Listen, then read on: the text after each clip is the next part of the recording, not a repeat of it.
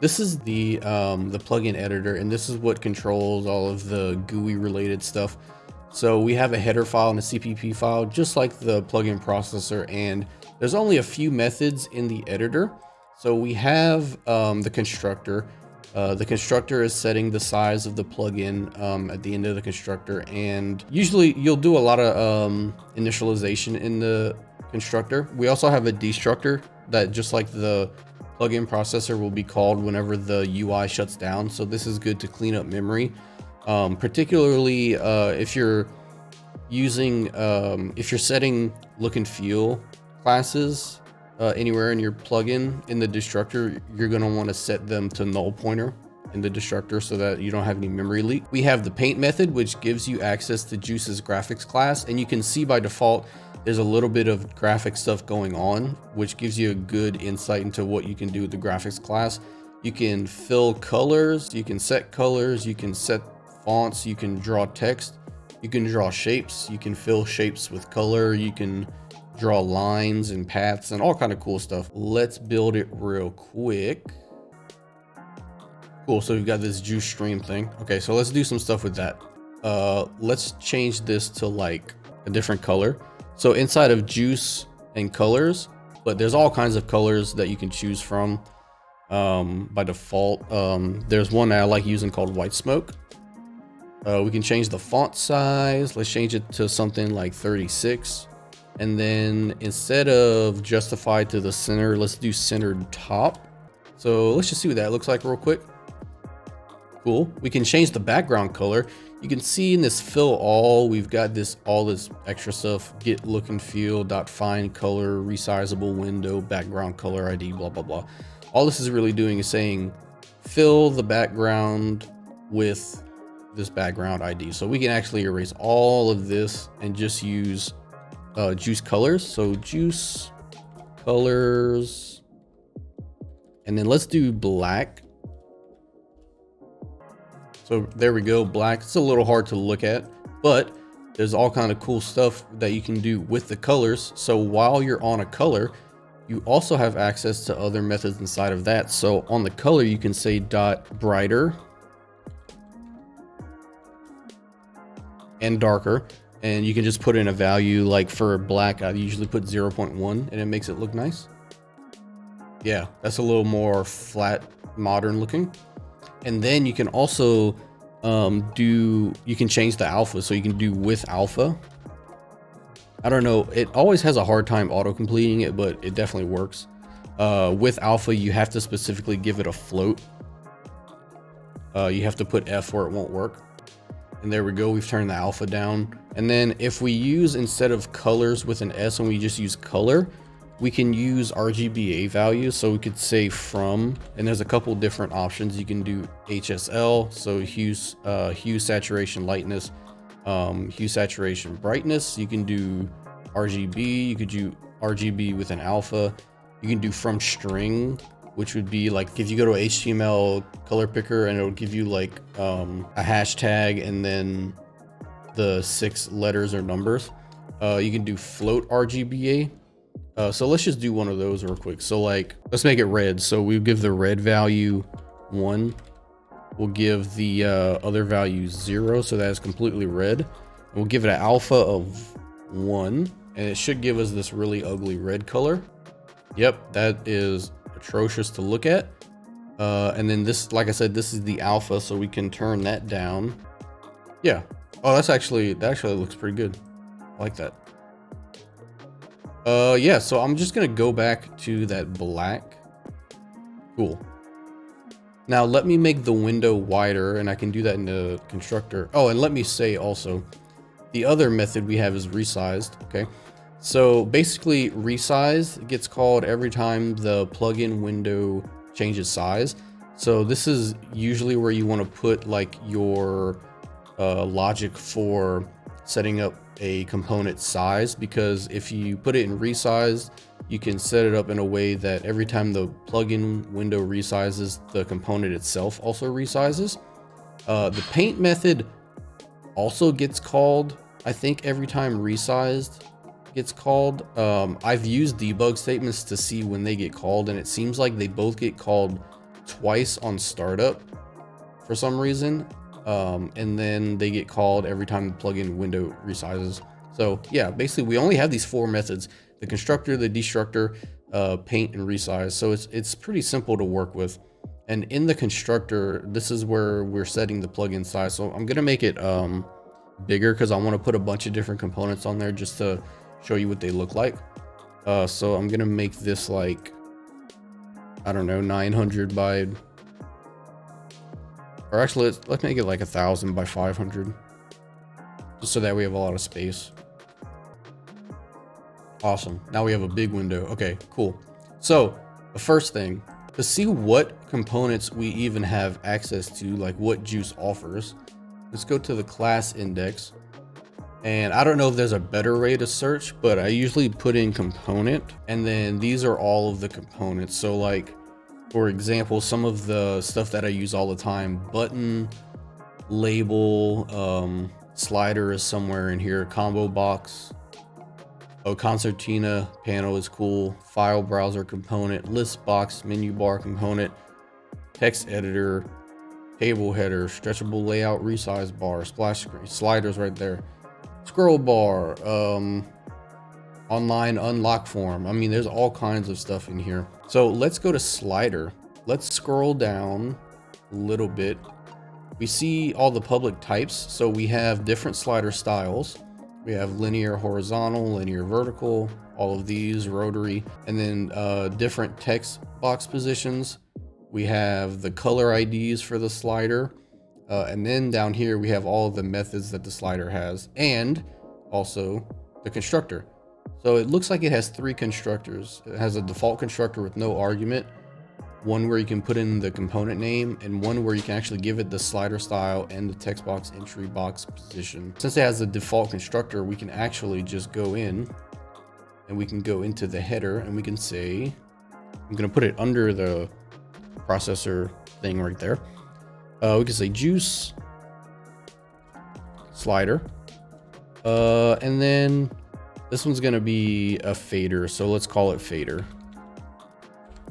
Okay, to get a component onto the screen and to be able to look at it, for most components, like I said, I haven't used every single one, but pretty much all of them, you have to call add and make visible and set bounds for them to show up. So add and make visible, usually call in the constructor. So fader, and this will make sure that it is visible. And then set bounds is going to be setting the size of the component, and we're going to put it in the resized function. So we'll say fader dot set bounds, and you give it a x, y. So that's the starting position, and then you give it a width and height. So let's give it a starting position of like, I don't know, 24 and 24. The width doesn't need to be very wide. 32 is probably fine, but the height, let's see, our height of the window is like 500. So I'll make it like, I don't know, 256, something like that. And there we go. We have a slider, but it looks kind of weird, right? Well, that's because we didn't set up any of the options. So for one, we need to tell it what kind of slider it is. So I'll say fader dot. Like I said, if you're not sure what's available, you can either go to the documentation and look through all of these public member functions that you have access to, or you can just hit dot and see what kind of comes up for you. So I know I want to do something where I set the slider style. Set slider style. Yep. So this is an enum, right? I think we've seen that before. Slider style is up here. Right there. So it's an enum. So that means that you use the double colon to access it. So this enum is inside of slider. So it'd be JUCE : slider for the class, : slider style for the enum, and then another : and then whichever one of these you want. So we should be able to say, like I said, JUCE : slider for the class, the enum we want, which is what the method takes in, which is slider style, and then which one we want. And I'm just going to do, this is a fader, so I'm going to say linear vertical. And then I also want to make the text box be below it.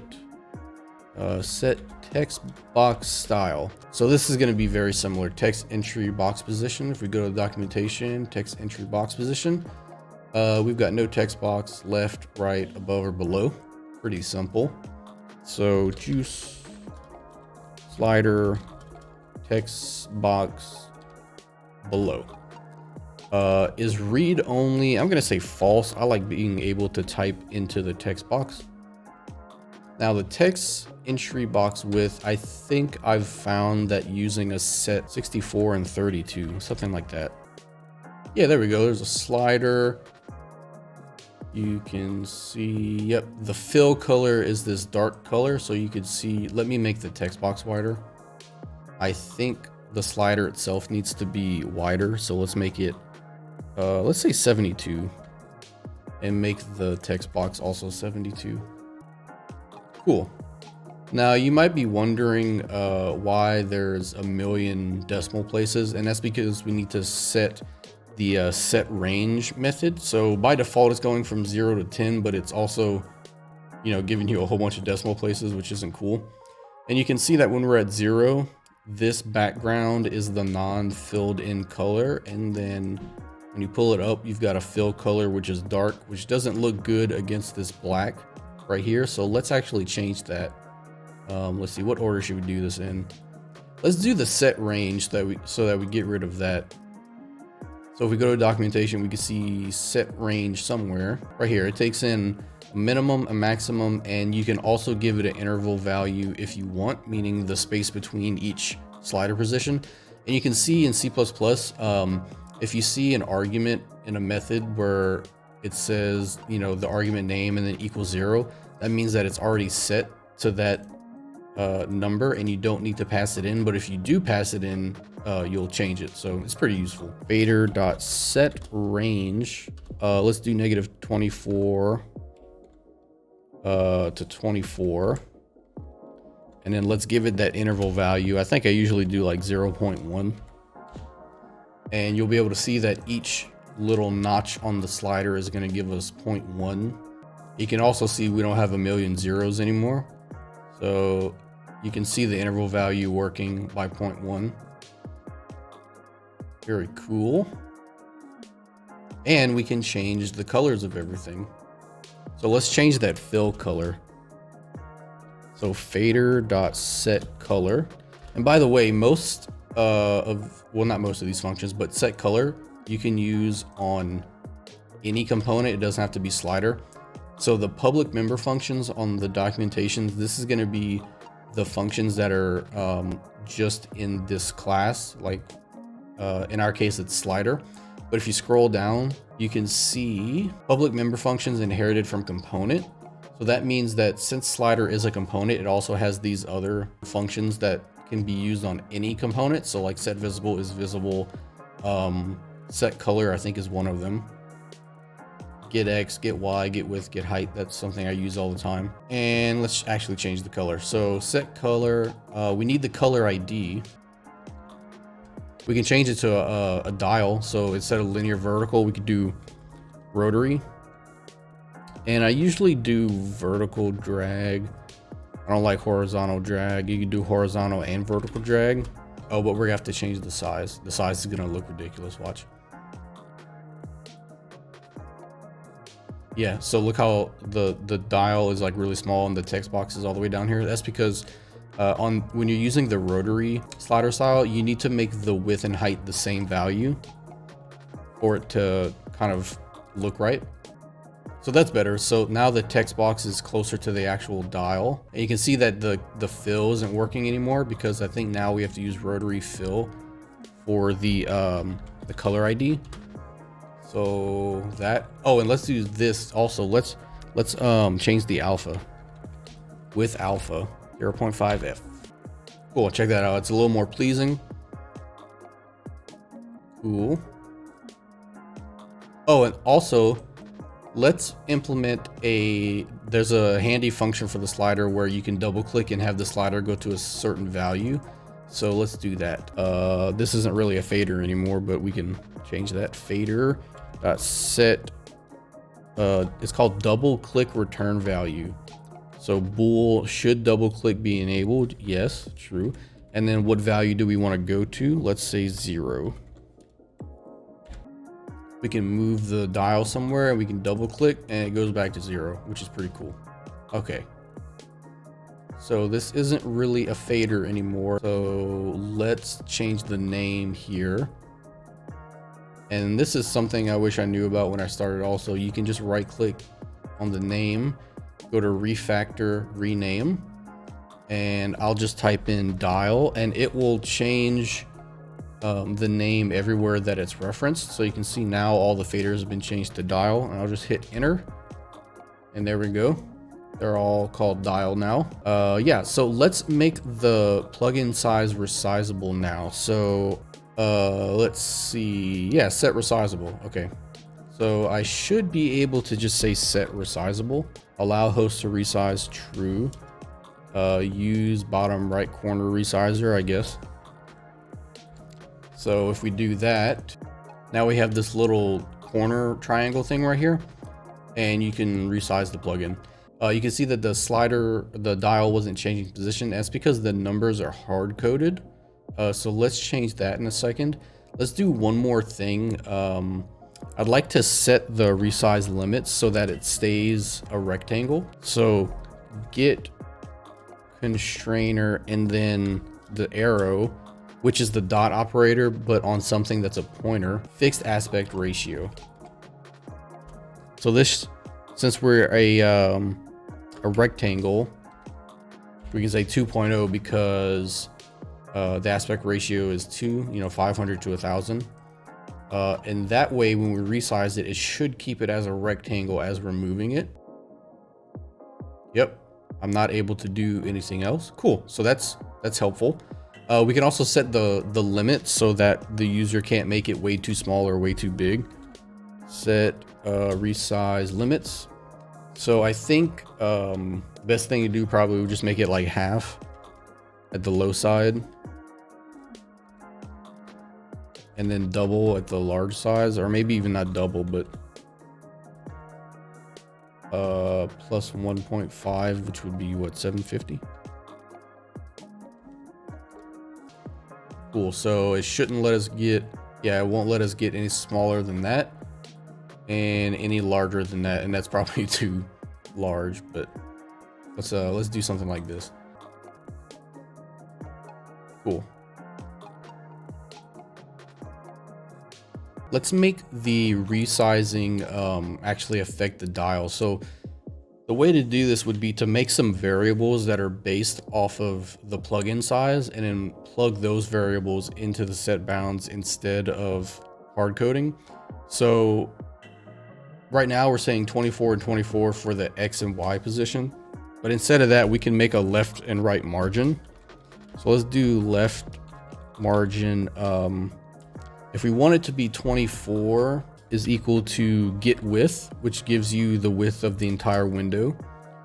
And we could just multiply it by something that gives us about 24. So, and then auto top margin is equal to get height times probably half of that, right? 0.04. And then we can plug in left margin right here and top margin right here. And that should make the position of the dial move with the resizing of the plugin. Let's just make sure it works first and then go into a little bit more. Let's see. Yeah, so the position is moving with the resizing, and that's because get width is always getting the current width of the plugin, and since resize gets called every time the plugin resizes, this value will always change to be whatever, based off of the current size. So if everything you plug into your set bounds is based off of the width and height of the window, you should be good. So with the dial, it's a little easier since we know that the width and height can be the same value.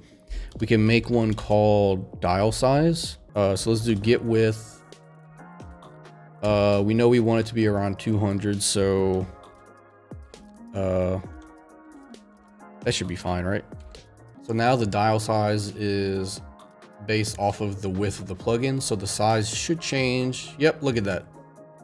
The size changes and the position changes while the plugin window moves. Yeah, so that's pretty simple. Okay, that's it for this video. Thanks for watching. Check out my streams over at Twitch at twitch.tv/Dr_Bruisin, where I live stream JUCE and audio development tutorials on Mondays, Wednesdays, and Fridays at 5:30 Central Standard Time. I'd love for you to drop into the chat, ask me questions live, and interact with me on stream. And don't forget the stream is also on my YouTube at Dr. Bruisin. You can also download the Viator DSP library that I'm currently working on to make JUCE development even easier and faster with awesome looking user interface objects and DSP classes. There's also a documentation page for it, which is pretty cool, and you can find both of them on my GitHub. All of my current plugin releases are on my Patreon at Viator DSP and can be downloaded for free, but consider becoming a patron to continue to support me making free audio plugins. I'd also like to share two awesome Discord communities, Viator DSP and the audio visual community. Both are dedicated to all things audio, so music production, recording, mixing, mastering, coding, JUCE, pretty much anything. We would love to build an active community of like-minded folks who can learn from, collaborate with, and just hang out with and do whatever. The link to all of these resources are down in the video description, and I can't wait to see you there. All right, see you next time.